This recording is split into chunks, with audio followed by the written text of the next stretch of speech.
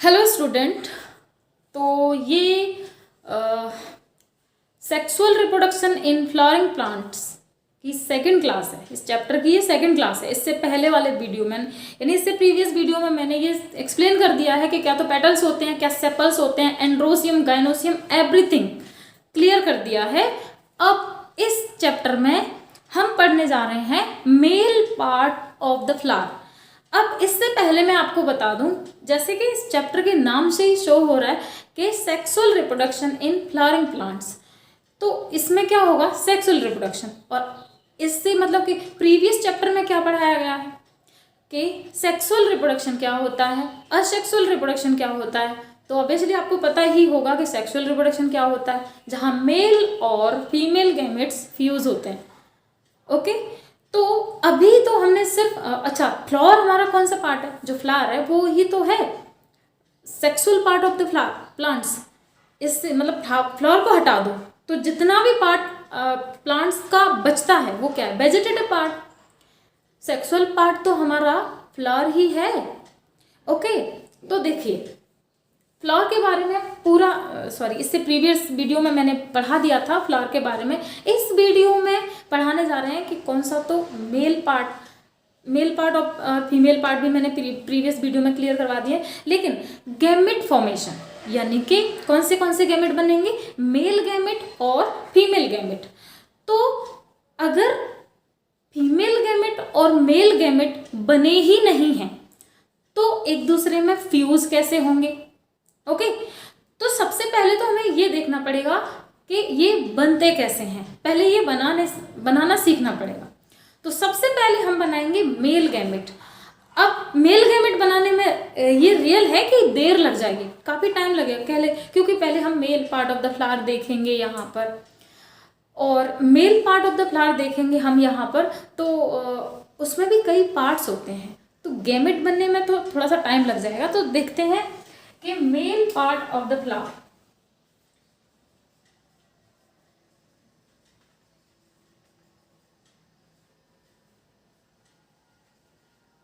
Male part of the flower में as मैंने पहले ही आपको वैसे तो क्लियर कर दिया है ये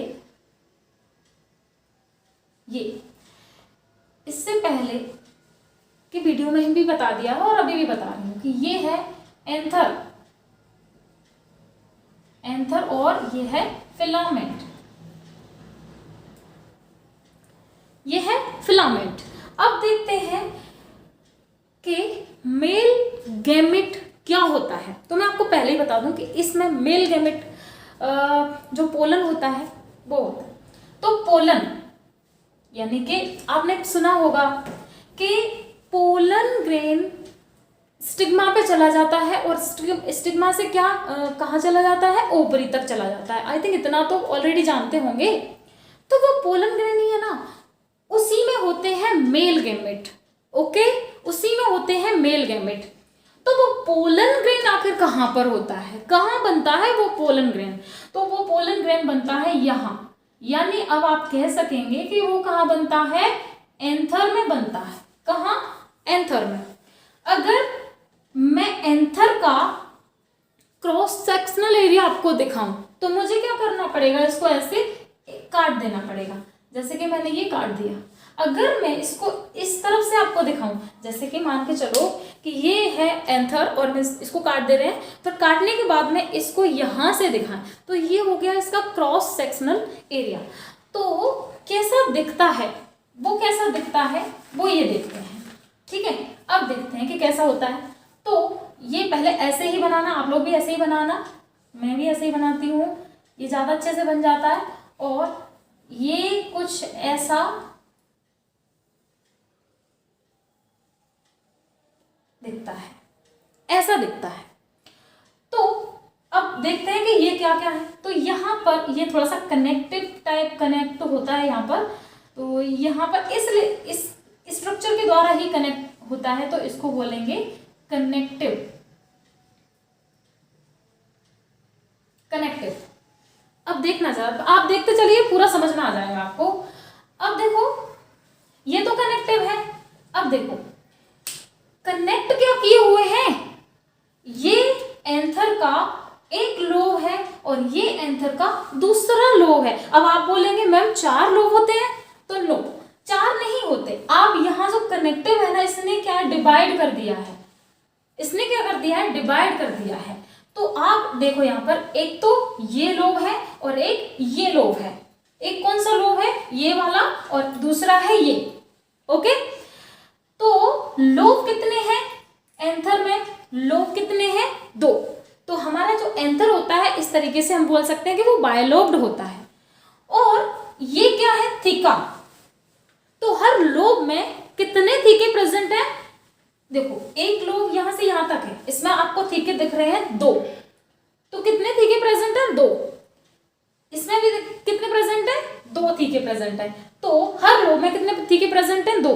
तो क्या बोल सकते हैं कि अगर हम लोब की बात करें, यहाँ पर क्वेश्चन कुछ इस तरीके से आ जाते हैं कि एक लोब में कितने थीके होते हैं। ओके, तो बच्चे क्या कराते हैं, कंफ्यूज हो जाते हैं, 4 थीके करके आ जाते हैं। ऐसा नहीं है, लोब की बात कर रहा है तो लोब तो ये है ना, तो इसमें तो 2 ही थीके हैं, और एक और लोब है ये, तो इसमें भी 2 थीके हैं। तो लोब के बारे में पूछेंगे कि लोब में कितने थीके हैं, तो 2 थीके हैं। और अगर ये पूछेंगे एंथर में कितने थीके हैं, तो होते हैं 4। तब आप ये करके आना। ओके, तो ये बायलोब्ड स्ट्रक्चर है, 4 थीके होते हैं इसमें। अब आते हैं हम कि लेयर्स कितनी होती हैं। तो देखो, जो यहाँ लेयर होंगी वही यहाँ पर होंगी, वही यहाँ पर भी होंगी, और वही यहाँ पर भी होंगी। तो मैं एक में लेयर्स कर देती हूँ उसको, एक में लेयर्स के नेम दे देती हूँ। तो ये सबसे बाहर की लेयर है। ओके, मैं दूसरा कलर ले ले, ये है सबसे बाहर की लेयर, और इसके अंदर भी लेयर होती है, ठीक है। और इसके अंदर भी क्या होती है, लेयर होती है। अच्छा, इसको मैं दूसरे कलर से बना देती हूँ।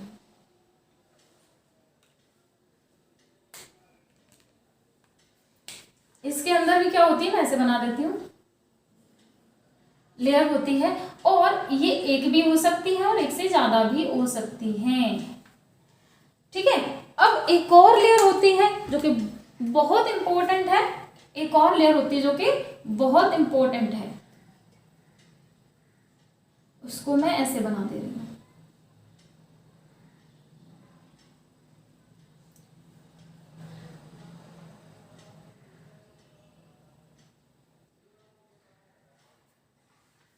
ओके, अब इसको लेबल करते हैं। देखिए जो बाहर की लेयर है उसको बोलेंगे एपिडर्मिस।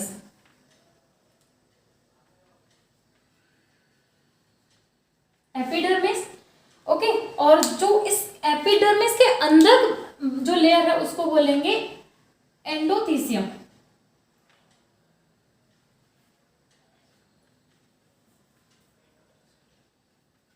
एंडोथीसियम, और एंडोथीसियम के अंदर भी एक लेयर है, इसको बोलेंगे मिडल लेयर।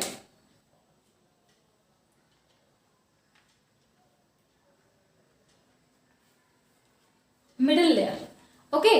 अब इसको बोलेंगे, जो मिडल लेयर के भी अंदर है उसको बोलेंगे, इसको क्या बोलेंगे, इसको मैं यहां लिख देती हूँ, यहां लिख देती हूँ, टेपिटम।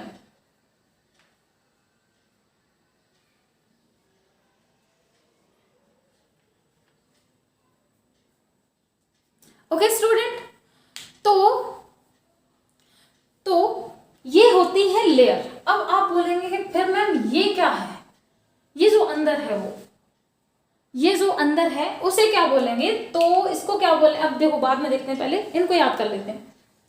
तो सबसे पहले कौन सी है, epidermis, endodermis, middle layer. Middle layer में एक से ज्यादा लेयर भी हो सकती हैं, और टेपिटम। ओके, तो जो देखो, और जो टेपिटम है ना, टेपिटम में आप देख सकते हो, मैंने जानबूझ के भी बना दिए हैं कि 2 न्यूक्लियस दिखाई दे रहे हैं। इसकी जो सेल्स हैं इनमें डबल न्यूक्लियस दिखाई दे रहे हैं, इसका मतलब है ये बाय न्यूक्लिएटेड लेयर होती है। ओके, और इसमें डेंस साइटोप्लाज्म भरा हुआ होता है। क्या होता है इसमें, साइटोप्लाज्म डेंस होता है, यानी कि एकदम गाढ़ा साइटोप्लाज्म भरा रहता है। कौन सी लेयर में, टेपिटम में। टेपिटम के बारे में आपको जरूर याद रखना है। ओके स्टूडेंट, तो जैसा आपने अभी देखा कि ये कौन सी लेयर्स हैं, epidermis, endodermis, middle layer, tapetum. Epidermis, endodermis, middle layer and tapetum. Tapetum के बारे में आपको बहुत कुछ याद रखना है। एक तो ये क्या होती है, बायन्यूक्लिएटेड होती है, डेंस साइटोप्लाज्म इसमें भरा हुआ रहता है। ओके, अब हम आते हैं और अंदर आते हैं, तो इसमें इसको क्या बोलेंगे, देखो एक्चुअली में ना पोलन ग्रेन यही बनेंगे, तो मैं पहले ही ऐसे ही बना देती हूँ, बस जस्ट स्ट्रक्चर है ऐसे, तो मैं इसको पहले ही इमेजिन के लिए बना देती हूँ, बाद में हम इसको मिटा देंगे। ओके, ये रहा। तो इसमें पोलन ग्रेन यहीं बनेंगे, मतलब कि पोलन ग्रेन यहाँ बनेंगे। अब इसको बोलते क्या है, इसको क्या बोलेंगे, जब पोलन ग्रेन बन जाएंगे तब इसको बोलेंगे पोलन सैक। क्या बोलेंगे, पोलन सैक। और अभी क्या बोलेंगे, माइक्रोस्पोरेंजियम।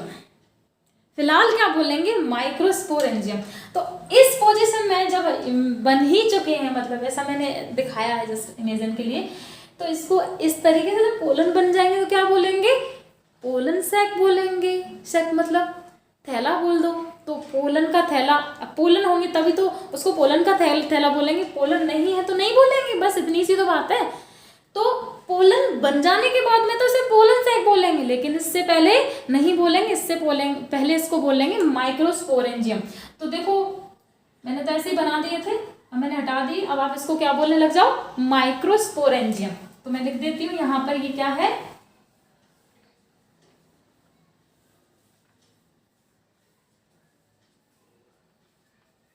माइक्रोस्पोरेंजियम। ओके, अब देखते हैं कि इसके अंदर क्या होता है।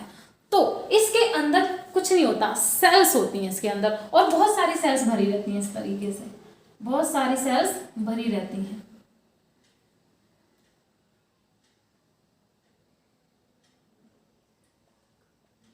सेल्स ही सेल्स भरी हुई हैं एकदम। अब सेल्स का जो ग्रुप है, तो हम इसको टिश्यू भी बोल सकते हैं, तो हम इसको बोलेंगे स्पोरोजीनस टिश्यू। इसको क्या बोलेंगे, यहां लिख देती हूं,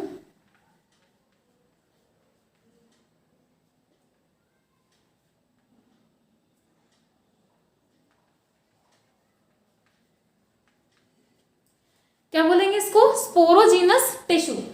अब देखो यहां बच्चे कंफ्यूज होते हैं, तो प्लीज आप मत होना कंफ्यूज, कुछ नहीं पढ़ाया अभी तक हमने। ये पढ़ा है कि जो male part of the flower होता है, जहां पर एक्चुअली में मेल गैमेट बनते हैं, तो मेल गैमेट पोलन ग्रेन के अंदर होते हैं। पहले तो आपको ये याद रखना है, पोलन ग्रेन के अंदर क्या होते हैं, मेल गैमेट होते हैं। तो पोलन ग्रेन जहां पर बनते हैं वो एक, ठीक है, मैं यहाँ इस तरीके के स्ट्रक्चर में बनती है, लेकिन ये जो है कितनी भी लेयर से कवर्ड है। क्यों, क्योंकि ये बहुत ही, यानी कि फ्लावर के अंदर गैमेट्स, तो गैमेट बहुत अच्छी चीज़ है। क्यों, क्योंकि वो इस स्पीसीज की जनरेशन को आगे ले जाते हैं और आगे ले जाते हैं, तो ये बहुत ही ज़्यादा प्रोटेक्टिव होना चाहिए। तो इसके लिए इसकी बहुत सारी लेयर्स हैं। तो सबसे पहले क्या क्या याद रखना है हमें, कि देखो ये है एंथर। एंथर को हमने क्रॉस सेक्शनल अगर काट के देखा तो उसमें कितने लोब दिखाई दिए, 2, जो कि एक स्ट्रक्चर से जुड़े हुए थे जिसे हमने बोला कनेक्टिव। अब हमने एक लोब राइट में देखा और एक लोब देखा लेफ्ट में। तो जो लोब है, एक लोब में हमने 2 थीके देखे, तो ये जो लोब है वो बायथिकस है, ठीक है, और ये पूरा एंथर है वो वायलोब्ड है। ये इतना समझ में आना कोई बहुत बड़ी मुश्किल बात तो है नहीं है स्टूडेंट, अगर आपने थोड़ा सा दिमाग लगाया तो समझ में आ गया होगा। अब हम एक थीके में आते हैं, यहाँ आने पर हमें दिखाई दी एक बाहरी लेयर, यानी कि एक outer layer which is called epidermis, उसके अंदर एंडोथीसियम, उसके अंदर मिडल लेयर, उसके अंदर टेपिटम। मिडल लेयर के बारे में जानना ये जरूरी है कि ये एक से ज्यादा लेयर की भी बनी होती है, और टेपिटम के बारे में भी जानना जरूरी है कि टेपिटम की जो सेल्स होती हैं वो बायन्यूक्लिएटेड होती हैं और डेंस साइटोप्लाज्म भरा रहता है। और ये जो सेल्स हैं किसके अंदर, माइक्रोस्पोरेंजियम के अंदर, उसको नरिशमेंट देने का काम कौन करता है, ये लेयर जिसे हम टेपेटम बोलते हैं, वही इसको नरिशमेंट देने का काम करता है। ओके, अभी हमने इतना जाना। ओके, जब पोलन ग्रेन बन जाते हैं, टोटली बन जाते हैं, अभी हमने बनाए तो बिल्कुल शुरुआत ही नहीं की, लेकिन जब पूरी तरीके से पोलन ग्रेन बन जाएंगे तब एंडोथीसियम जो लेयर है उसमें वाटर होता है, यानी कि वाटर ऑब्जर्व कर लेती है। उस टाइम तो नहीं करती, मतलब पहले से वाटर ऑब्जर्व करके रखती है। ओके, जब पोलन ग्रेन्स पूरी तरीके से बन गए, मैच्योर हो गए, अब क्या है, इसको बाहर आना है। तो अगर बाहर नहीं आएंगे, यानी कि अपना एंथर तो ऐसा होता है, ऐसा, ठीक है। अब इस एंथर के अंदर ही रहेंगे, बाहर ही नहीं आएंगे, तो किस मतलब के बने हैं जो पोलन ग्रेन बने हैं वो, तो भाई बाहर भी आना पड़ेगा, बाहर आना पड़ेगा। तो ये जो एंडोथीसियम लेयर है, इसके बारे में ये वाली बात याद रखना, क्वेश्चन आता है, कौन सी लेयर है जो डेहिसेंस में हेल्प करती है। तो डेहिसेंस का मतलब होता है कि पोलन ग्रेन का बाहर आना, एंथर का फट जाना। तो ये जो एंडोथीसियम जो लेयर है वो वाटर लॉस कर देती है, और वाटर लॉस कर देती है तो वो श्रिंक हो जाती है। इसके श्रिंक होने के कारण ये जो एपिडर्मिस और मिडिल लेयर है, इनमें भी क्या आ जाते हैं, क्रैक्स आ जाते हैं, और उन क्रैक्स के थ्रू पोलन ग्रेन्स बाहर आ जाते हैं। ओके स्टूडेंट, तो आज जो वीडियो मैंने, इस वीडियो में आपने male part of the flower में क्या पढ़ा कि पोलन क्या कहते हैं, ये जो एंथर का जो स्ट्रक्चर है वो कैसा होता है। अगर हम क्रॉस सेक्शनली उसको देखें तो एंथर कैसा दिखाई देता है, कौन सी उसमें लेयर्स होती हैं। ओके, और अब पढ़ेंगे क्या, माइक्रोस्पोरोजेनेसिस। क्या पढ़ेंगे, माइक्रोस्पोरोजेनेसिस। तो आज के वीडियो में इतना ही, कल के वीडियो में माइक्रोस्पोरोजेनेसिस पढ़ाऊंगी। Okay, thank you so much.